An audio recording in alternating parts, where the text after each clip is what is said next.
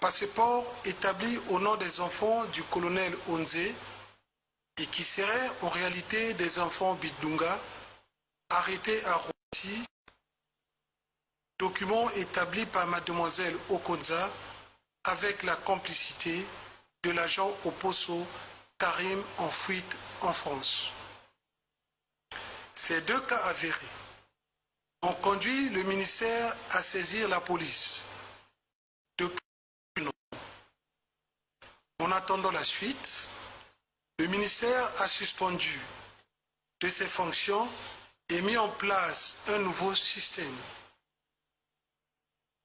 Mademoiselle Okonza Ambroisie, qui détenait illégalement des documents administratifs et n'ayant pas réussi à réintégrer le système, a fait du chantage en remettant les 10 documents à son amant Noumazalaï, prétendu fils du défunt président du Sénat. Ce dernier a d'abord menacé les services du ministère des Affaires étrangères et de la coopération et ensuite saisi des services de la maison militaire du président de la République. Informé des procédures engagées devant ce dernier service, le ministère a pris des contacts pour le respect des enquêtes menées à la DGST qu'il a de nouveau saisi. Cette décision a déplu à un commandant Tokyo qui a menacé de faire tomber des têtes au ministère. Avec la complicité de l'amant d'Okonza, la campagne médiatique de dénigrement a été déclenchée. Le ministère demeure serein, la seule inquiétude étant la divulgation des dossiers d'État dans la rue. Le caractère sensible ici est le volet diplomatique de l'accord passé avec la France et surtout l'image à l'extérieur de nos services, une question de crédibilité et de confiance.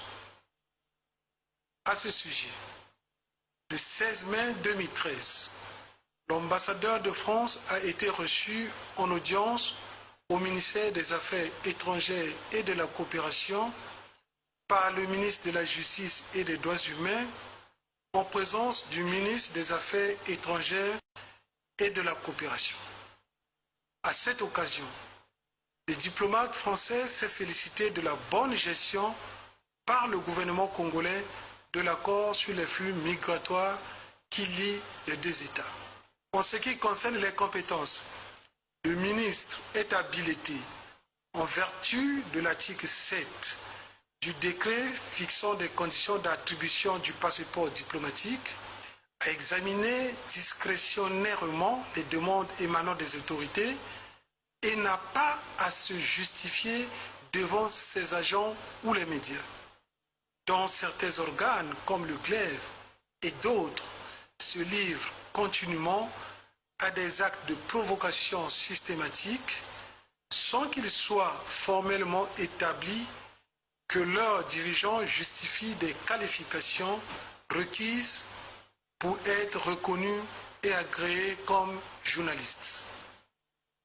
Toute cette cabale qui porte atteinte à l'honneur des personnes et au crédit des institutions à l'intérieur comme à l'extérieur de nos frontières est orchestrée par Madame Okonza Ambroisine, Moukila et Noumazalaï, ainsi que leurs complices, tous susceptibles d'être convaincus d'actes de concussion, de corruption et usage de faux en écriture, avec comme support le journal de Glaive.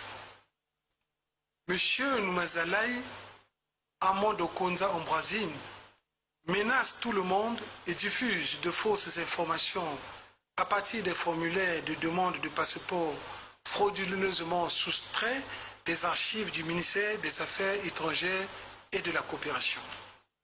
Ainsi, la diffusion par le journal Le Glaive des photographies et autres documents concernant des personnes qui détiennent des passeports de façon régulière de même que les imputations mensongères sur le ministre dans cette affaire de corruption avérée ne peuvent qu'engager la responsabilité pénale et civile de cet organe de presse et de ses dirigeants pour atteinte à l'honneur et à la considération d'autrui, ainsi qu'au crédit.